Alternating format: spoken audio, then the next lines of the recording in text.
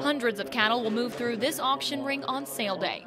Joe Don Eves is the owner of the Tulsa stockyards. He says once December hits, sales usually slow down, but not this year. A lot of these cattle that they would have probably held till later to sell, they're going ahead and selling them now. One of the ranchers lined up to sell part of his herd is Will Cubbage.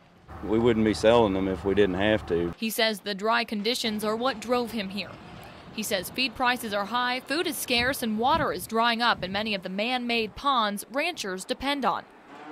Most everybody's here is for this reason, just trying to cut back to level we can sustain. It's the second year in a row for the severe drought, which means many ranchers have already had to sell off parts of their herd. Every week we sell someone out of the cattle business, and we hate that because that's our livelihood here. Eve says despite the high number of cattle being sold, the market is still strong since the number of total cattle is down statewide.